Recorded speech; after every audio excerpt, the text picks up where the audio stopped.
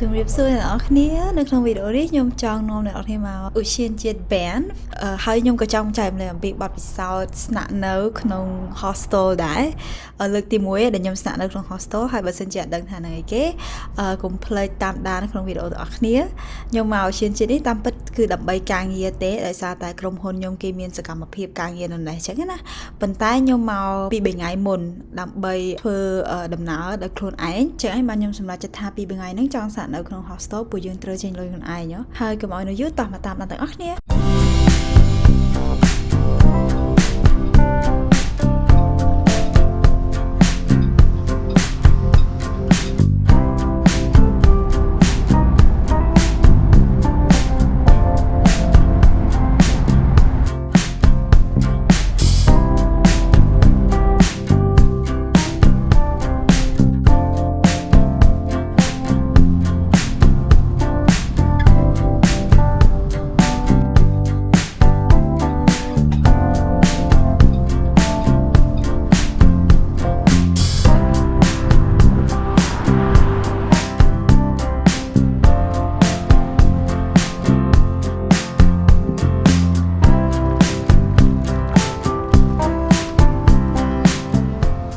ហើយឥឡូវខ្ញុំមកដល់ hostel ហើយ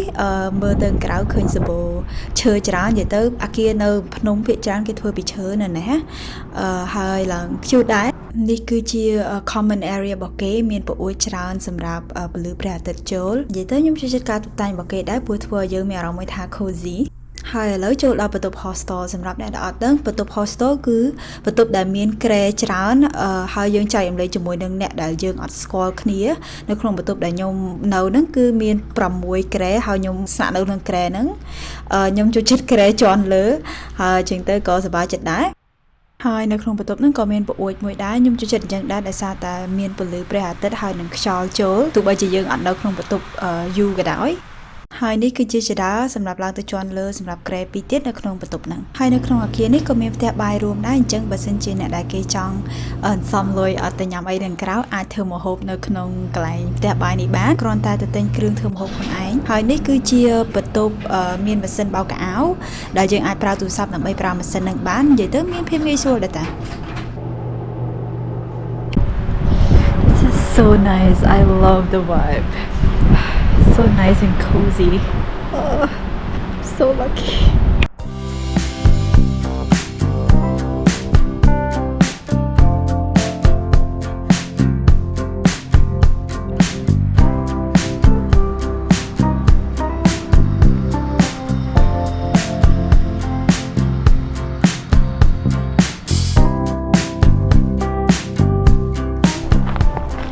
First day at Banff. So far so good. Just a little chilly, but the weather's great to be honest, and it's beautiful out here. I am so tired and hungry, but I want to be outside walking around the neighborhood because it's still bright outside, and once it's dark then I can go back and eat. But as for now, I want to enjoy the weather and outdoor. ហើយនៅខាងចុងវីដេអូនេះខ្ញុំនឹងនិយាយអំពីតម្លៃដែលខ្ញុំបានចំណាយក្នុងការស្នាក់នៅក្នុង hostel ហ្នឹងក៏ដូចជាបទពិសោធន៍របស់ខ្ញុំផ្ទាល់ខ្លួនផងដែរអញ្ចឹងកុំភ្លេចតាមដានដល់ខាងចុងនៃវីដេអូ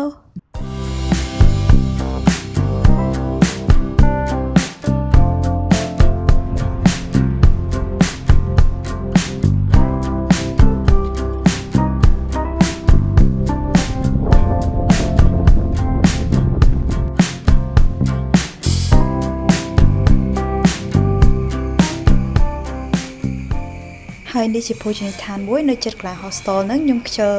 ទៅផ្សារទិញម្ហូបជាងទៅក៏មកញ៉ាំអីនៅនេះ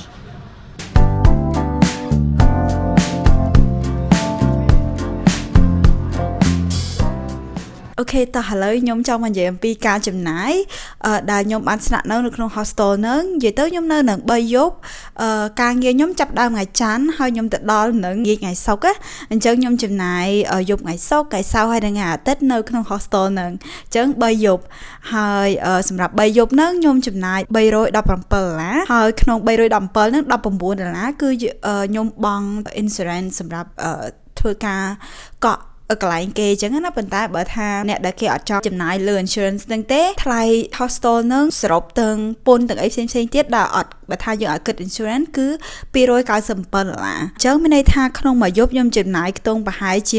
$100កាណាដាដែលជាជម្រើសដ៏សមរម្យហើយនឹងរៀងថោកជាងកន្លែងផ្សេងច្រើនពីព្រោះបើសិនជាយើងនៅអូតែលអញ្ចឹងគឺត្រូវចំណាយខ្ទង់យ៉ាងហោចណាស់ក៏250ទៅ300ដែរក្នុងមួយយប់ហ្នឹងហើយអញ្ចឹងរឿងអូតែលចាំពេលដូចថាដល់ថ្ងៃធ្វើការអញ្ចឹងចាំយើងទៅនៅអូតែលព្រោះខាងក្រុមហ៊ុនគេអ្នកចេញប៉ុន្តែសម្រាប់3យប់ដែលយើងដើរលេងខ្លួនឯងអញ្ចឹងគឺយើងអ្នកចេញខ្លួនឯងអញ្ចឹងខ្ញុំគិតថាចំណាយ100ក្នុងមួយយប់គឺវារៀងសមរម្យដែរអញ្ចឹងណាហើយវាជានឹងឲ្យជំរឿសដែលអាចនិយាយថាថោកជាងគេក៏បាននៅហ្នឹងហើយសម្រាប់បទពិសោធន៍តាក់ទងទៅនឹងការស្នាក់នៅ hostel វិញជាទូទៅខ្ញុំគិតថាវាជាបទពិសោធន៍ល្អទេពេលមុនខ្ញុំទៅ hostel ហ្នឹងខ្ញុំមានការរំពឹងទុកមួយថាវាជាបទពិសោធន៍មួយដែលខ្ញុំអាចស្គាល់គេស្គាល់ឯងចង់ថាពេលយើងនៅជាមួយអ្នកដែលយើងអត់ស្គាល់អញ្ចឹងយើងអាចនិយាយគ្នារៀនពីគ្នាទៅវិញទៅមកឬក៏អាចបង្កើតជាមិត្តភាពអីអញ្ចឹងណាហ្នឹងហើយប៉ុន្តែដល់ពេលទៅដល់កន្លែងហ្នឹងមែនអញ្ចឹងមនុស្សម្នាក់គឺដូចថាមិនសូវជារស់រាយរាក់ទាក់អីខ្លាំងម៉ានឯគេធ្វើអីតាគេអញ្ចឹងណាហើយលក្ខណៈថាពេលខ្ញុំទៅដល់ភ្លាមដំបូងហ្នឹងក៏អត់មានមនុស្សនៅដែរនិយាយទៅសម្រាប់កន្លែង hostel នៅម្ដុំភ្នំភាគច្រើនណាគឺអត់មានអ្នកនៅក្នុង hostel ទាំងយើងទាំងគេគឺយើងចង់ចេញទៅក្រៅចង់នៅជាមួយនឹង nature ធម្មជាតិឬក៏ទៅ hiking ទៅអីចឹងទៅអត់សូវមានអ្នកនៅក្នុងនឹងនិយាយទៅយើងអត់មានពេលនិយាយជាមួយគ្នាហើយអ្នកដែលសាក់នៅនឹងម្នាក់គឺចេញចូលម៉ោងខុសៗគ្នាអញ្ចឹងណានឹងអញ្ចឹងទៅក៏មិនសូវបានជួបគ្នានិយាយគ្នាអីហ្មងដែរមួយទៀតហ្នឹងគឺស្រីពីរនាក់នៅក្នុងបន្ទប់ខ្ញុំហ្នឹងនិយាយគ្នារៀងលឺពេលព្រឹកដែលក្រៅរៀបចំខ្លួនទៅ hiking ទៅក្រៅអីចឹងណាលក្ខណៈថានិយាយរឿងលឺហើយពេលយកអីចេញពីវ៉ាលីអីចឹងដូចថាឡើងរឿងលឺហ្នឹងហើយដល់ពេលចឹងទៅក៏ធ្វើឲ្យយើងភ្ញាក់ឲ្យគេងវិញអត់លក់ក្នុងករណីមួយទៀតនោះគឺអ្នកដែលនៅក្នុង hostel ហ្នឹងគាត់សមុខរឿងលឺដល់ពេលចឹងទៅតើតែយើងដាក់កាសស្ដាប់អីផ្សេងចឹងបានគេងលក់ក្នុងករណីផ្សេងទៀតហ្នឹងគឺគាត់ថាអ្នកចេញចូលហ្នឹងគឺចេញចូលខុសគ្នាម៉ោងណាហើយ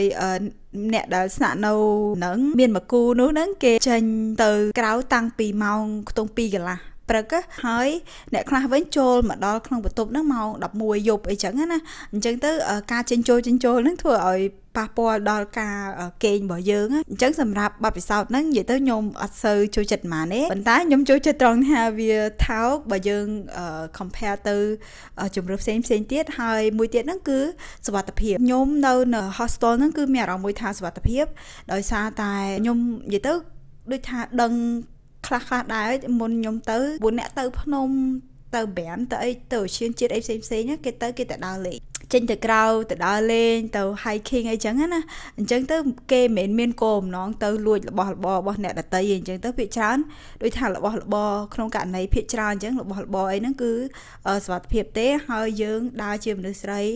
នៅនឹងកាណាដាអីចឹងក៏វាជាទូទៅវាមានសុវត្ថិភាពដែរហ្នឹងហើយអញ្ចឹងពេលដែលខ្ញុំនៅនឹងទោះបីជាខ្ញុំទៅតែឯងមែនប៉ុន្តែសម្រាប់ការសាក់នៅ3យប់ហ្នឹងខ្ញុំអត់ដែលមានអារម្មណ៍មួយថាអូខ្លាចមានរឿងអីគឺយើងអាចមានអារម្មណ៍ចឹងឯងដូចមានអារម្មណ៍មួយថាសុវត្ថិភាពហ្នឹងហើយខ្ញុំចិត្តបទពិសោធន៍ហ្នឹងហើយក្នុងវីដេអូនេះថ្ងៃនេះខ្ញុំមានតែប៉ុណ្្នឹងឯងក្នុងវីដេអូក្រោយខ្ញុំនឹងធ្វើតាក់ទងទៅនឹងការដើរលេងនៅឈានជាតិ5ហ្នឹងណាហើយអញ្ចឹងកុំភ្លេចតាមដានអ្នកនរគ្នាហើយបើសិនជាចូលចិត្តវីដេអូនេះកុំភ្លេច like follow ឬក៏ subscribe ហើយនឹងហ្នឹងហើយជួបគ្នាក្នុងវីដេអូក្រោយជម្រាបលា